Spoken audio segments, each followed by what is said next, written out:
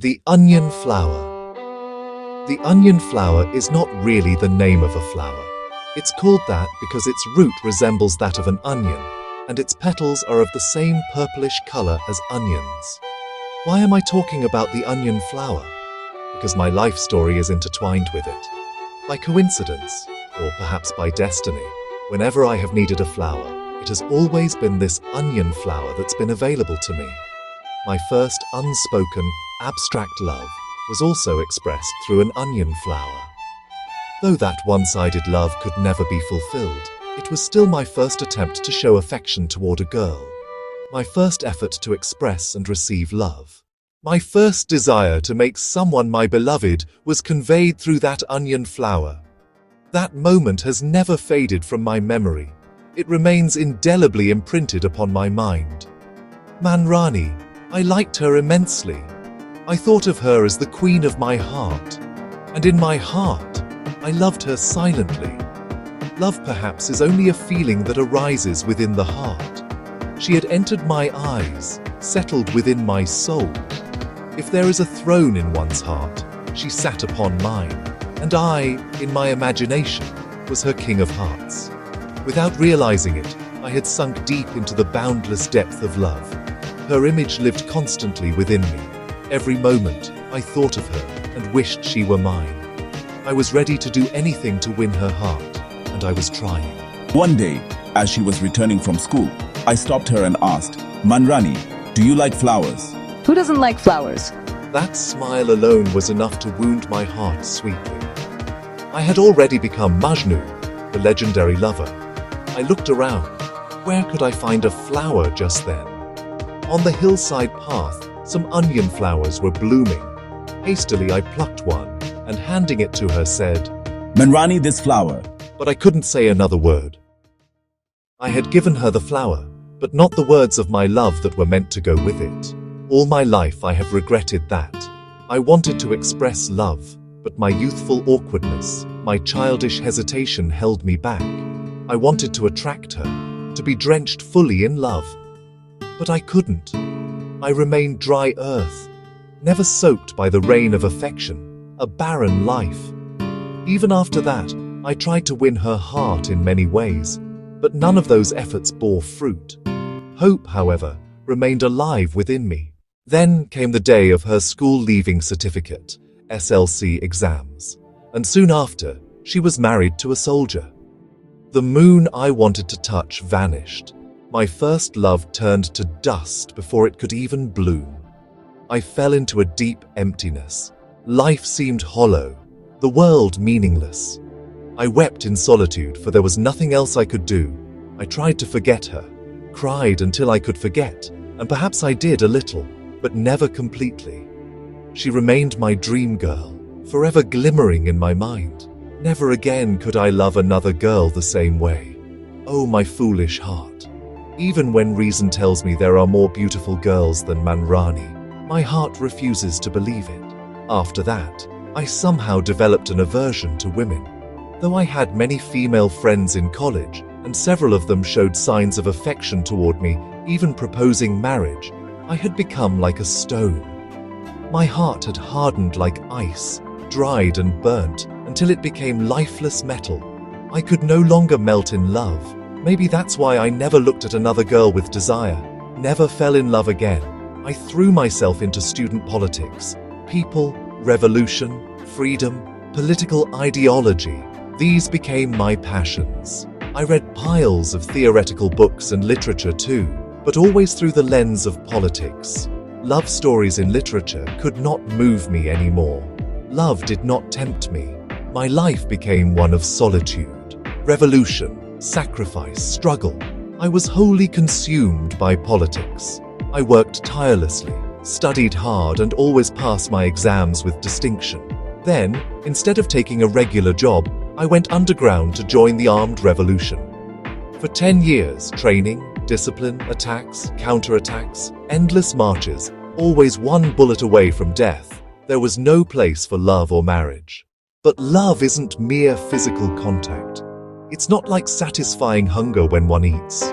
Love is a pure spiritual emotion, an act of surrender, union, and ultimate liberation, something only a few ever truly experience.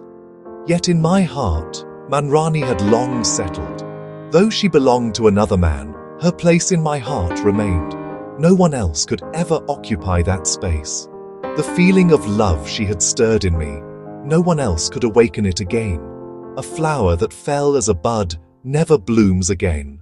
Years later, when my comrade Sulochana died in battle, I laid the same onion flower upon her grave. That night of the attack remains vivid in my mind. We had surrounded the police post and called for their surrender through loudspeakers. They refused and opened fire. We retaliated fiercely. In the blaze of searchlights and bullets, Sulochana was beside me, firing her weapon. Suddenly, a bullet struck her chest and fell. That bullet would have hit me had she not stepped in front. It pierced her instead of me. She died saving my life. Blessed be Sulochana. 30 of our comrades died that night, while 98 of the enemy fell. The survivors surrendered. We captured the base and all their weapons. When we buried our dead, I placed an onion flower on Sulochana's grave and said, "Goodbye, Sulochana, goodbye." Her sacrifice taught me how powerful love can be, strong enough to embrace death itself. Later, I returned home for a short break. My aged parents were overjoyed to see me, but their joy quickly turned to tears. "Where were you, my son? How could you forget us?" my mother wept. I haven't forgotten, Mother, I said. I'm fighting for the country and the people. When the revolution succeeds, I'll be by your side. But deep inside, I was crying too. My father was ill and frail. I wanted to stay and care for them, but I couldn't. If the enemy discovered me, not only I, but my parents too would suffer torture and death. So before dawn, I left again for the jungle. Soon after, I learned that the enemy had come looking for me and tortured my parents brutally. Unable to bear the pain, both died. I clenched my fists in rage. We launched a retaliatory operation and reclaimed the area. When I found their burial site, I wanted to offer flowers, but all the flowers had been trampled by army boots. In a nearby forest, I found a few onion flowers. With tears, I placed them upon their graves. Years passed. The war ended. The revolution entered peace. We joined mainstream politics, and I became a leader, even a minister. Power, however, brings arrogance. Slowly, I grew addicted to luxury. Wealth accumulated, principles faded. We, who once fought for the people, had become slaves of capitalism. Our revolutionary image grew tarnished. Eventually, we lost the next election. Defeated and humiliated, my eyes finally opened. We had strayed far from our ideals. The dreams we promised the people had crumbled. When power slipped from my hands, I finally had time to look back and reflect. I realized that my life had become hollow through my own stubbornness. Manrani was never mine. She was not mine, and never became mine. But even after losing her, I could never remove her from my heart. To forget her, I plunged into politics, into revolution, into power and indulgence. Yet even then, I kept track of her life. After marrying Sankan, she moved abroad with him. She had children, 2 sons and a daughter. But her husband was a drunkard and abusive. She never received love, poor soul. When I met her years later, she looked pale and thin, her eyes lifeless. She gave me a small Titus wristwatch as a gift, perhaps in return for that onion flower I had once given her. She had understood its meaning.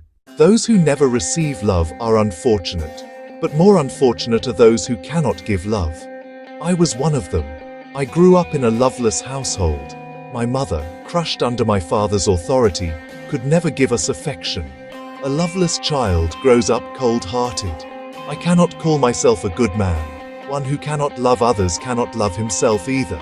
That's why I could never truly accept any woman's love. Had I accepted even one, perhaps my life would have been softer, gentler. But I didn't, and I became harsh, cruel, and empty. As a student leader, I showed cruelty toward opponents. During the war, I misused my gun and took innocent lives. As a minister, I oppressed officials, chased power, earned wealth, but never love or respect. Now, nearing the end of my life, I feel the lack of love burning within me. I never loved truly, nor was I truly loved. And Manrani, her life too became miserable. Her husband died from drinking, one son became an addict and died young, another was henpecked and neglected her. Her daughter is married and gone. She lives alone now, poor, lonely woman. I still love her perhaps. Even at this age, I long to taste love once before I die. So I went to her and said, Manrani, once in this lifetime, let's taste love. Let's share what we never could. She agreed. Now, though we are both old, we are becoming husband and wife, not by ceremony, but by mutual will. For our union, I wanted to give her a flower. It was dry season, no colorful blossoms anywhere. Only one flower bloomed, the onion flower. I picked it and gave it to my bride as my gift of love. She smiled, a faint golden wrinkled smile, and in that smile, I saw a world of divine beauty. Together we wish to live out our remaining days in that world of love. To taste love at last, to fulfill the heart's unfinished longing. Life is a beautiful dream. Even now it feels like I am dreaming. A dream may not be real, but dreaming is a natural gift of being human. And yes, we must be allowed to dream.